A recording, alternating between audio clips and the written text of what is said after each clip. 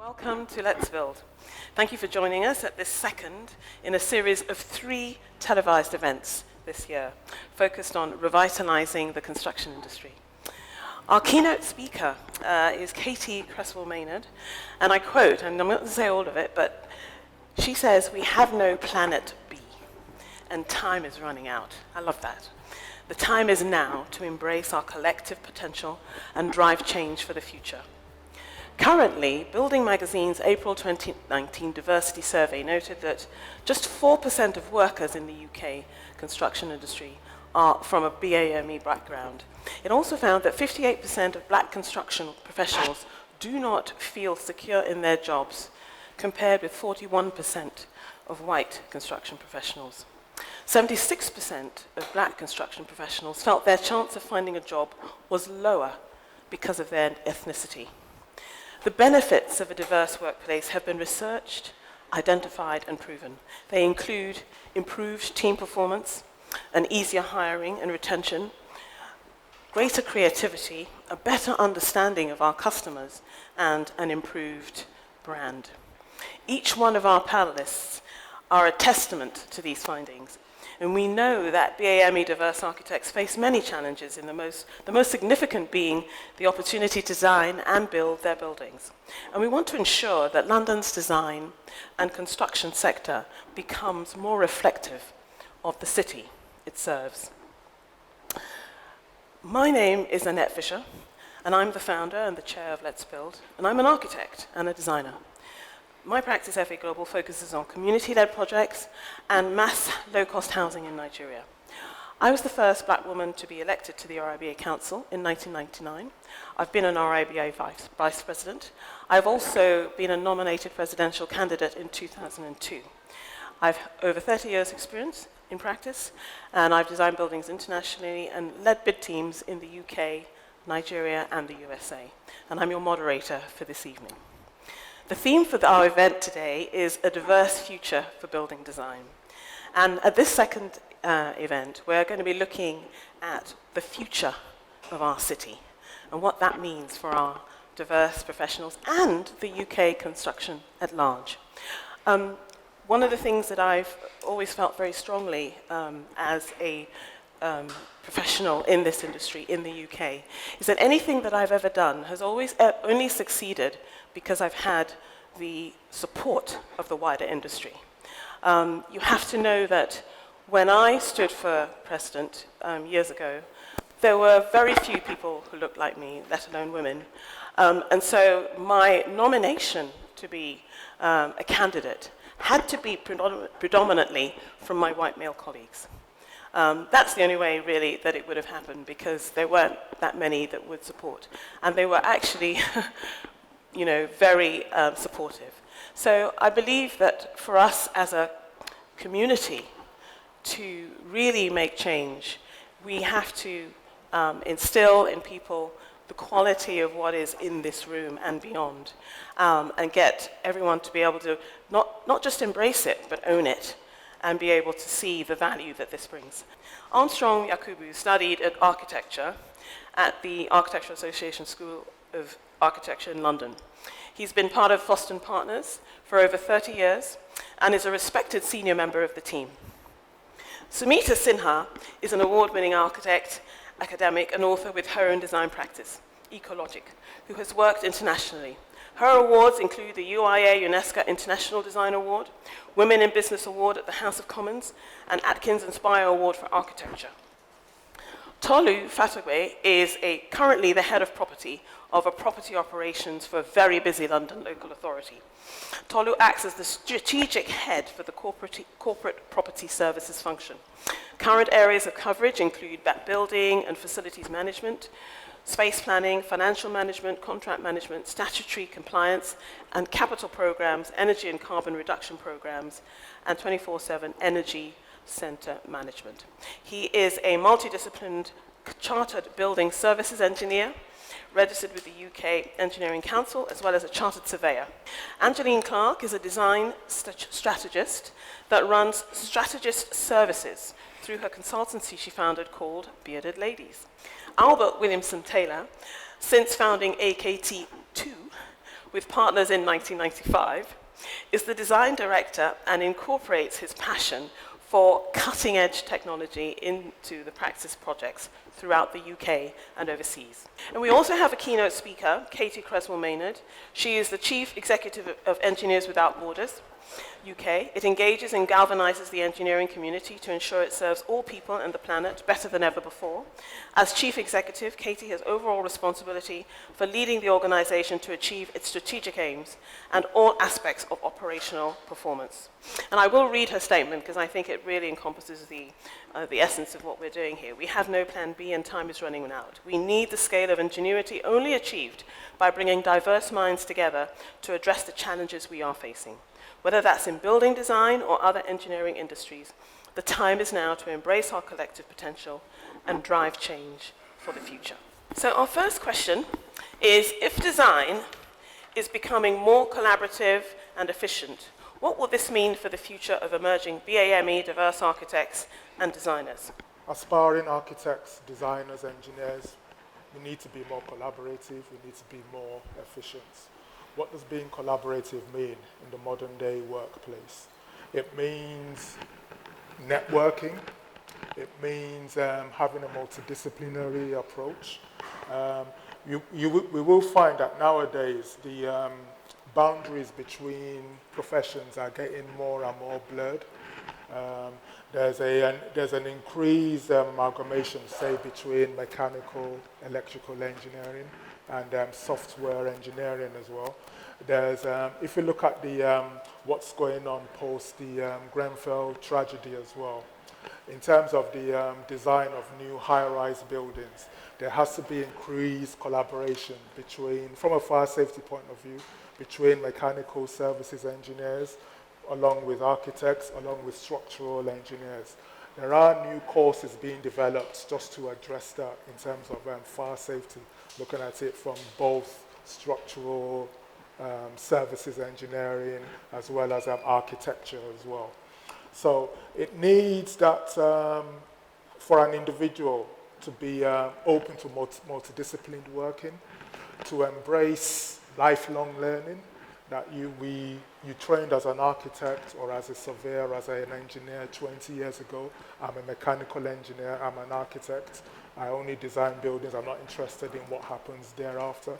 We have to change that mindset if we're going to be more progressive in the future. It needs, we have to be more, as a younger person starting out in your career, you have to embrace lifelong learning. You have to have a very proactive approach to managing your career in terms of not just waiting for things to happen. By all means, read trade journals, spot future trends. How can you, in terms of aligning your own career goals to the goals of your employers, and so on. I've spent most of my life working client side. I've attended loads and loads of design management meetings, usually chaired by the architect, and I have witnessed a change over the past 20 or so years, whereby as opposed to the silo working that was quite prevalent 20 odd years ago, there is that much more interlinked approach towards design as well. But it still needs, I'm going to contradict myself here, but I think it still needs, when I started off, or when my background, my father was a quantity surveyor, and the running joke back then, this was 30, 40 years ago, is that you sweep the site just before the architect comes. You sweep the site. The architect is the king. Everybody sits. The architect takes 2% of the fee. QS takes 1%. Everybody else fights for the rest of the fund. and I think we need to move, because construction has gradually moved away from that, from a procurement point of view, in terms of the design and build. And I think the Grenfell tragedy has again refocused the mind that there needs to be a single point of responsibility for design. And I think that sits well with the architect. But being a single point of responsibility also means that an architect needs to have a multidisciplined approach as well. They need to be much more collaborative, be open to ideas from surveyors, from engineers, structural, electrical, mechanical. Be open to ideas, have a much more diverse approach and open-minded approach. Because at the end of the day, it's the engineers that would bring the architect's vision to life. Some might debate that. Armstrong, do you have a view? I have a view. Yeah. I mean, what would the BAME diversity element, how does that help with the collaborative element in this? As architects, we solve problems. We're dealing with designing for people. And when you think about people, you don't think about people in a singular sense, do you? You think about people always in a collective. So I always believe that in architecture, the collective should win. I think it's the only way forward. If you're going to solve a problem, no one is an island. So I think the idea that it's always going to be collaborative, the idea that it's always going to be a collective, the idea that the successes of some of the best practices in the world are actually a result of that collective, and bodes very well for architecture as a profession that works in a collaborative manner. So I tend not to try and use the word efficient when it comes to architectural design, because I think efficiency implies all kinds of things, for me personally that is. But I think that if you, in all the discussions we have, if you put people first, it does change one's mindset about some of the things we've spoken about, whether it's employment, whether it's design, or whether it's just tackling the problems that we all face on a day-to-day basis, in just our normal lives, or just solving problems from a design point of view. And I always think that designers, artists, writers in many ways are the supreme sort of problem solvers, but never on their own, always in collaboration. Sumita? So I think collaboration is great because that's one of the trends that's emerging. Well, it has been emerging for a long time. So it's good news for all of us who want to embrace diversity and inclusiveness, because then we include everyone. So there's no power struggle. There are stakeholders, as they say. So there aren't the people with power and people without power, but we're all equal stakeholders.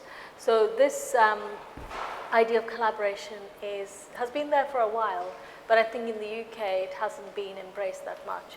So I think if the future is saying that we need to be more collaborative, whether it's with co-professionals or with our clients or with the wider stakeholders, then we need to just go for it. We can embrace the differences, because it's by embracing and respecting the differences we create better architecture. Okay. I would question whether we are actually more collaborative. I think that we are definitely more efficient in terms of processing in construction. I think that digital infrastructure's made it more accessible.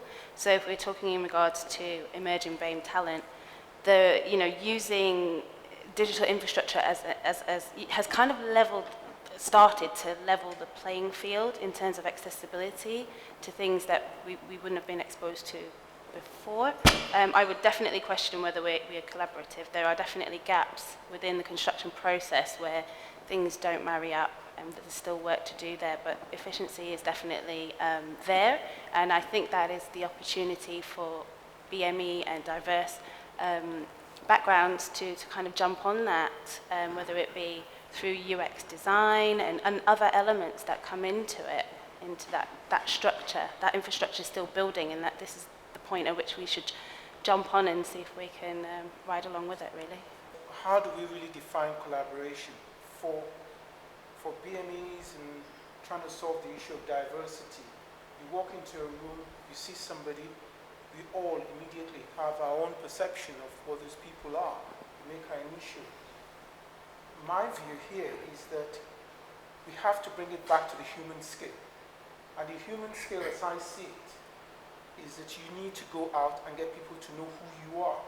Even if you're collaborating with architects, I'm an engineer, I work a lot with architects. they have to know who you are and what you're about. Once they get past that, then you get down to the real business of actually working together. Without them knowing who you are and what you're about, you cannot then go through the collaboration process. Because immediately, as a black person, or as an Asian person, or even as a white person, as soon as somebody sees you, or you walk into a meeting room or something, there's an initial perception of what you're about and who you are. So the first thing I would say, in terms of emerging BME and all that, is to actually go out there with confidence and get people to know who you are and what you're about.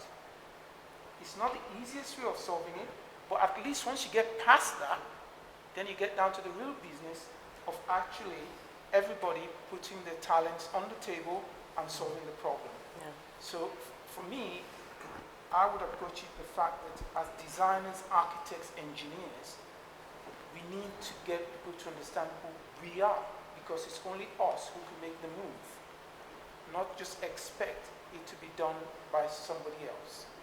So that's the way I would see my response to this question. Thanks, Albert. Thanks very much.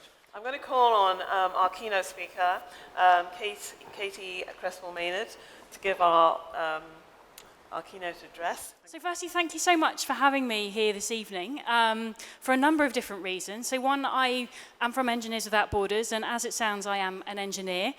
So it's you know, like a kind of starstruck moment to come into the Royal Institute of British Architects, you know, whom we kind of respect. I'm sure you do this every day, right? Respect with awe. I think my first as a younger person, originally thought I might become an architect, and then because of some misguided decision making when I was about 18, I thought being an engineer would be better. Perhaps pick up on Tolly's point earlier, because I thought, you know, engineers are the ones that really make it happen, but I think that's a discussion for another day, right? I'm not going to go there, because I think I might lose in this room. So thank you very much for having me here this evening. I would like to talk on a related topic, if I'm allowed to, and thank you so much, Annette, for remembering my statement for me, so I don't have to repeat it. I was quite pleased when I wrote that, and I feared that I'd forget what I'd said. But I think, you know, the message that we are now talking about quite earnestly at Engineers Without Borders UK, I hope is something that resonates with most of you here in this room. But firstly, I just wanted to do a little bit of audience participation, just to check something first and check my assumptions. Who here has heard of the Sustainable Development Goals? Okay, that's a few. That's good. So for those of you that don't know, the Sustainable Development Goals are a set of globally agreed goals established by the United Nations. They were set up in 2015. There's 17 of them. I'm not going to remember all of them. But they're about things like ending poverty, achieving access to good quality water sanitation, valuing life on all life on Earth, so not just human beings, etc., addressing the climate crisis. And it's really nice to be sat in a room for once where there is a good level of awareness of what that means. I was in a meeting room the other day with a bunch of people from some of the engineering institutions, and there was, you know, less than a quarter of them had heard of it, and these are the people who are responsible for governing our profession, which for me as a young person who cares about these things was quite worrying. So thank you for being slightly more aware than the engineers. So yeah, quite simply, we're facing some existential crises. I'm sure it hasn't escaped most of your attention that there's a lot of, alongside the B word, the Brexit word, a lot of attention right now on the fact that we're experiencing a climate emergency. So 97% of actively publishing scientists agree that we're facing a climate emergency, that human activity is a significant contributing factor to that climate emergency and to worsening that climate emergency, and that we really need to do something about it. But I think it's also worth stating that at the same time as exceeding these kind of environmental issues, we're also not doing that great on addressing the social issues that we're facing either. So there are still 2.2 billion people on the planet that lack access to clean drinking water. It's projected that over 5 billion will face water shortages by 2025, which isn't that far away. 4.2 lack access to good quality sanitation, and 2.8 are using unsafe cooking practices, so risking their lives every single day by breathing in smoke, etc. So, you know, on one hand, we are not doing so well in terms of using the resources the planet offers us, because we're kind of facing climate breakdown, biodiversity loss. But on the other hand, we're still not meeting the needs of the 7-odd billion people, projected to be 10 billion people on this planet within the next couple of decades. So I think that tells us something quite telling about business as usual. One, it's not fair, either to people on the planet today or to the future generations to come. And two, business as usual is no longer an option if we really want to find a fairer, more sustainable future for everybody.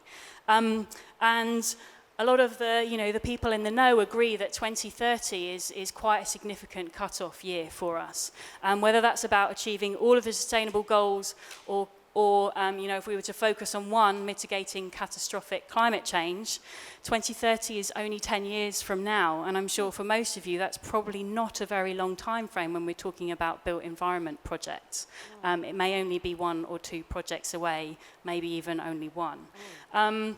So I think, you know, what that tells us about business as usual is that the ingenuity that has been used, particularly, you know, I think engineering as a profession, and I kind of count architecture in my broad definition of engineering, has in some way played a role in enabling what is happening to happen, but is absolutely fundamental to addressing those challenges. If you look at every single one of the 17 Sustainable Development Goals, it's not too hard to realise the role that engineering, architecture, the built environment plays in addressing those.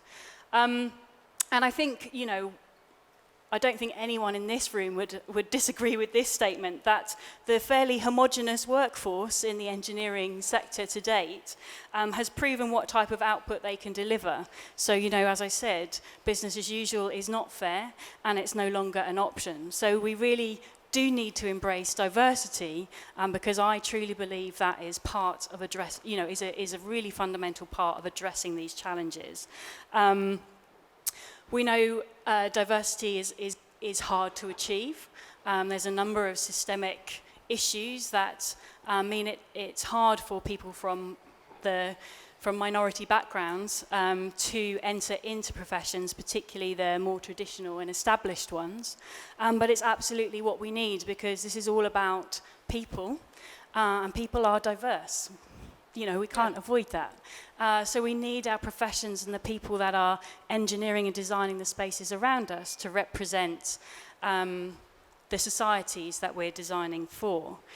But I think that's an interesting conundrum in and of itself. We often talk about designing for people, but for me it's actually more important to think about how do we design with.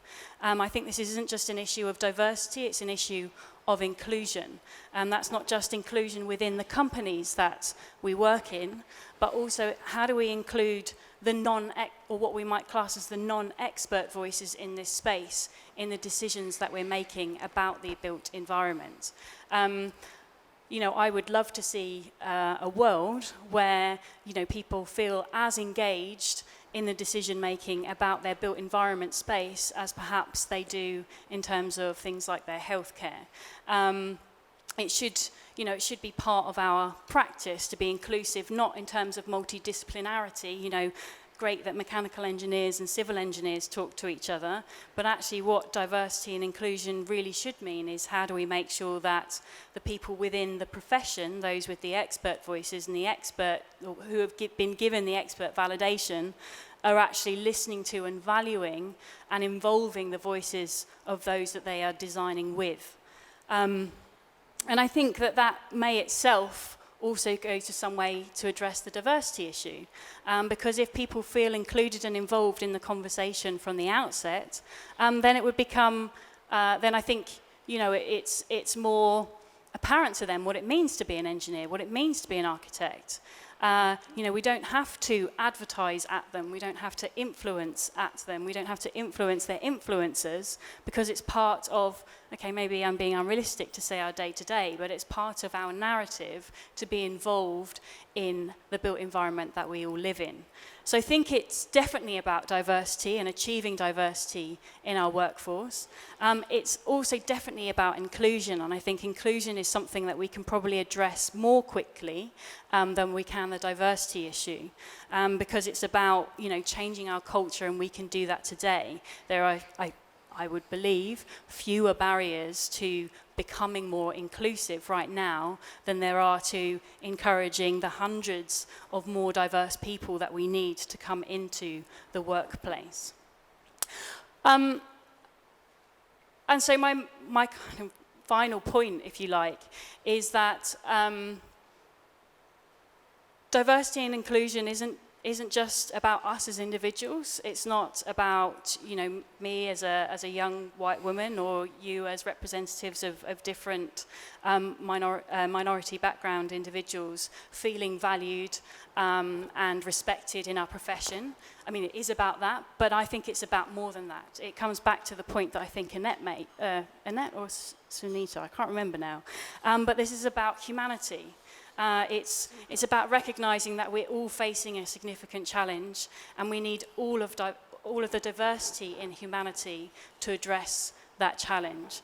So if you're not doing it for yourself, do it for everyone else, is kind of what I want to say at the end of that. So thank you very much. Thank you so much. First of all, I'd like to thank our esteemed guests, Armstrong Yakubu, Sumitra Singha, Tola Fatogbe, Angelise Clark, Albert Wilkinson Taylor, and also our keynote speaker, who I just happened to catch as I was running through the door, Katie Cresswell Maynard, and our audience, of course. Without you, we wouldn't be where we are trying to get to. From what I can hear and feel at events, it was an absolutely tremendous success, and we appreciate everybody for coming 101%. And please spread the word, spread the news that Let's Build is going to be fully diverse, hopefully by some time in the near future. Thank you, Annette, for letting me have the opportunity to close this event. Thank you very much.